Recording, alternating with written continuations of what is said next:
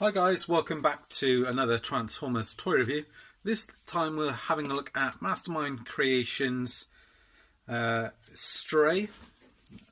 This is from their reformatted line, R-32 Stray Swordsman. And this is basically a kind of repaint, slight retool of Eta Beta Deadlock.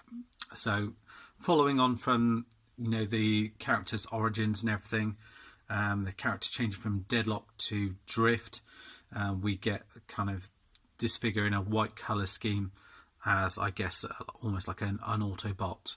And just for kind of size comparison, if I bring in a regular Transformers figure here, he's just under kind of Voyager size, so he does fit in well with the main stuff if you do want him in with that. And then if I bring in just a deluxe size figure, so it's not too out of scale, and it also could work with his line potentially as well. So what I'll do is I'll just show you the box and bits and pieces, and then we'll have a look at the figure, all his accessories, and I'll do a bit of comparison against Eta Beta as well. So I've got that here, and so you get the box here. I got this from Planet Steel Express, and I think with it you do then get like a few exclusive kind of accessories and things. I don't know if you get that with if you order it from other places. So R-32 Swordsman, you've got this cool kind of almost like embossed rendered on the front here of him, R-32 Stray, and come back, and then on the side here you get various poses of him in robot and vehicle mode. The vehicle mode is exactly the same as this transformation, so I will kind of skip through that. And then at the top here, he comes in a clamshell, much like the other one.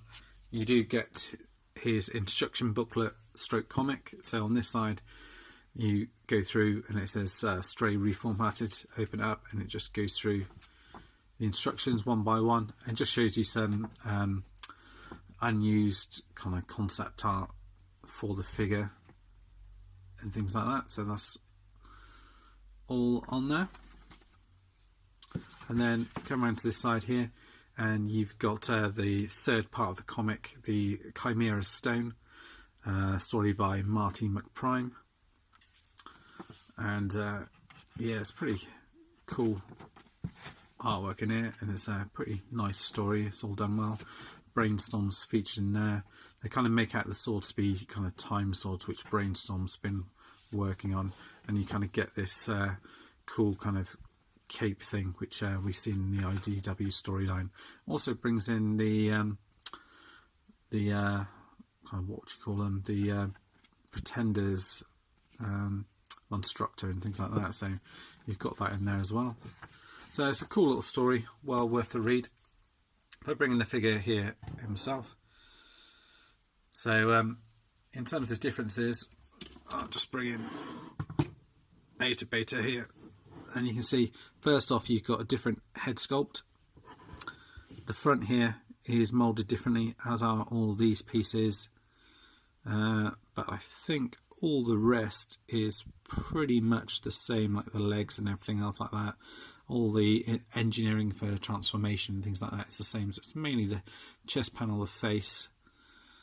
I think that's pretty much it. Obviously there's a difference with the paintwork, just to give you a bit of a close-up of the two head sculpts.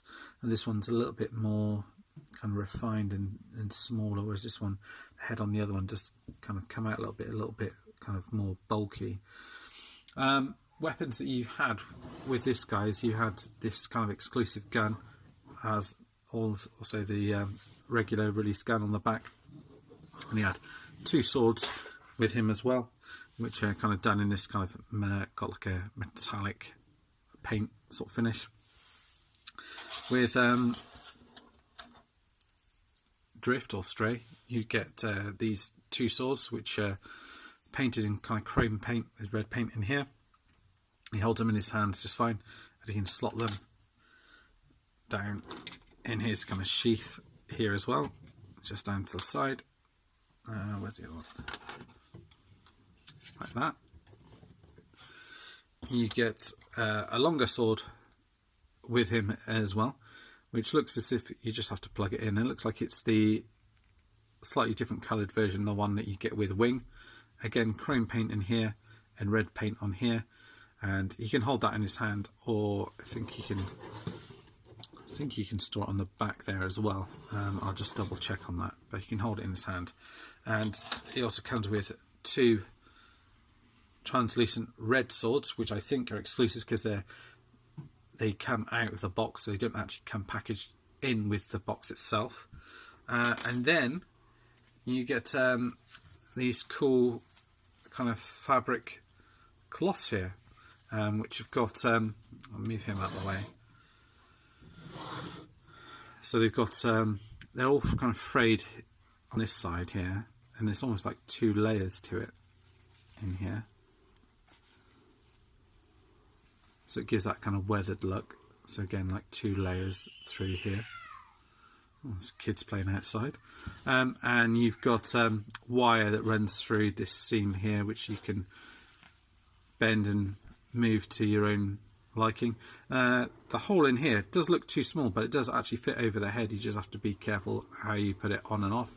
And a separate piece here, which I guess you can either use as like a scarf to go around in, or as a separate piece, and just 1 piece of wire that runs through it. And again, it's like 2 separate pieces here as well. You do also get your collector's card here as well. Stray Swordsman, Strength 6, Intelligence 8, Speed 6, Endurance 7, Cast 4, Courage 10, Firepower 7, and Skill 7. Okay, so as I mentioned, there's a little bit of difference in terms of paint deco. You get this nice metallic kind of blue paint on here.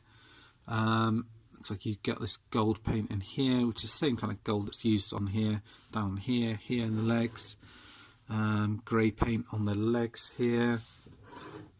Grey paint in here. This kind of off-white that's used on here, and red around here as well, which is all nicely done. More off-white here. The paint on the face is done really well. Grey, this kind of goldish colour, and a red running through here, and blue for the eyes, and paint on the sides here, grey, and there's kind of off-white and blue in here, and red for the sides, grey down here, and red stripe going down here. And as you can expect, the paint is pretty much immaculate throughout. There's no issues with the paint. I think they've done a good job and added paint in the right places. So I'll kind of weapon him up so you can see what he looks like with kind of all the different accessories on. So what I'll do is I'll put this one in his hand here. Now I'll put that one in this hand here, and the hands just open up like this. You've got 3 fingers on that one and 1 finger on there, and you just slop it down there and then just fold it around, and the fists rotate around like so you can get it in different poses. You can even get his hand on the sword in here and get it as if he's almost like pulling out the sword there, so you can do that. And let's have the red one in his other hand though, and then just need to find a place for this one to go. So I'm not sure if you can, I think you can pull this out. So if you rotate it that way, I think then you can get the sword out. No, I think the way that you have to do it is, I think this sword needs to go in here. So if you do want to have hold of all of them, I think he needs to have that one at the back there, I think, and then he has to hold that one in there like that. So, and then in terms of getting this on, you just kind of have to hook it over those kind of jagged bits of the face first, and then just fold it around here like that. If I take the sword out, it might look a little bit better.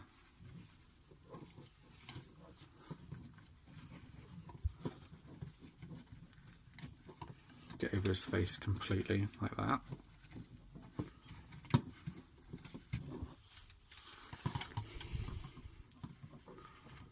Just need to sort of pull his head up a little bit. There we go. Then you've pretty much got his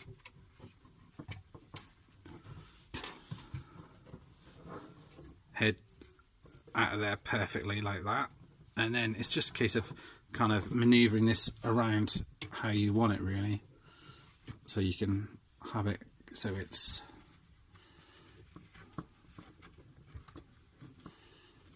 kind of all turned up like that, kind of blowing in the wind, and you can have his head turned like that.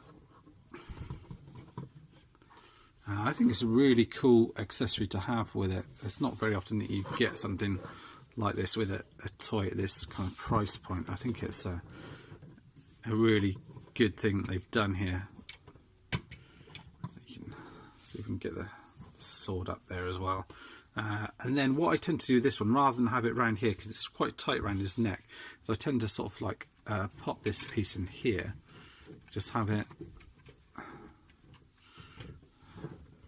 sort of running off here, so you've almost like got like a little gap in it, so it's kind of running off both sides there. So you can do that and just kind of tuck it into that gap there. So if I just bring that close up like that. Yeah, I don't know what you guys think. I think it's a really good accessory. I think it looks pretty decent.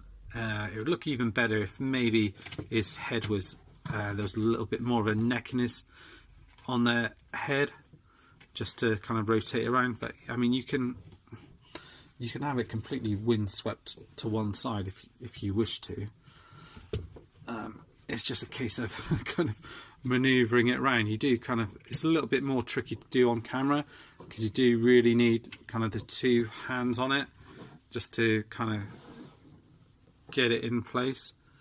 But I think it looks really good. And if I take out this one here,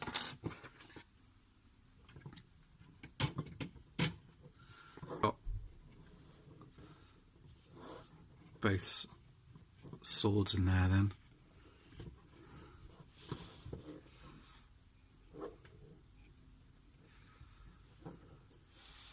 Yeah, so I think that looks really good. I'm a big fan of that. I probably will have them displayed with that on, I should imagine. So there he is in robot mode. I'll take all these bits off as well, just to show you some of the articulation and whatnot. I know I've already kind of gone through this, but yeah, so again, you just kind of have to lift it around this bit, and it does come off absolutely fine. The head does look down a little bit, which is fairly decent, up and all around, and the arms are much the same as Deadlock's. They rotate all the way around, rotate around here, and elbow kind of goes up to there. Hands rotate around as demonstrated, swivel around here as well. There is waist articulation that goes all the way around. However, you are kind of limited by kind of these sword pieces, the sheaths kind of getting in the way slightly. These pieces do lift up, so you can get your leg pretty much all the way up, and you just have to maneuver things out of the way here. But it can go all the way out to the back, all the way out to the side, swivel here, a decent bend in the knee, goes all the way back there. Feet go to the side like so, rotate all the way around, forward and back, and you kind of get a tilt in here, toe to go forward as well, so you get lots of articulation there. Lots of storage for all the swords and whatnot. I might end up using the red swords for my Dinobots maybe, but and then just use the regular ones for this one and have him with his cape and whatnot. So just have a look again at the two side by side. what I'm going to do next, just get him transformed, have a look at him in his vehicle mode, and have a look at the two side by side.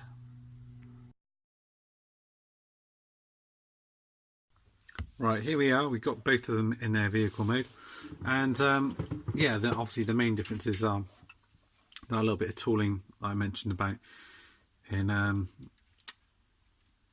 robot mode. This one kind of cleans up a little bit better around this sort of area.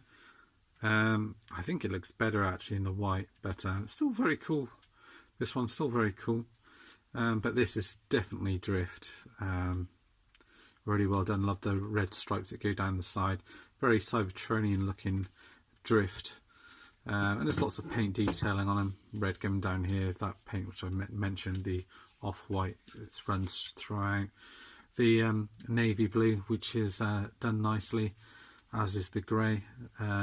These back wheels roll. Okay, these ones kind of roll in the middle. Unofficially, I've plugged these things at in the back here. Just to show you how you could, if you wanted to, plug everything in. And I just thought it gives that cool kind of like samurai look out the back, but you don't have to do it. It's not official, just to show you that.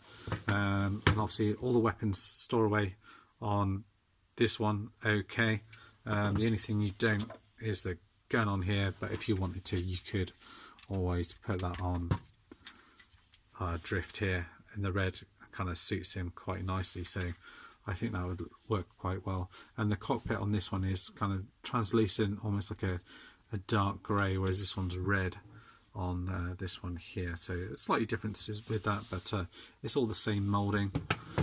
But overall, very cool, very good in both robot and vehicle mode. But they're both very cool Transformers, but very different at the same time. Like that they made them different by giving them different head sculpts, changes with the chest here as well, and different weapons just to make them different. And again, that accessory here with the cape really added to it and makes it feel like a premium figure. And if you get a chance, it's well worth the price, I believe, for what they're asking for anyway. Anyway, that's it for now, guys. Thanks for watching, and see you all soon. Bye bye for now.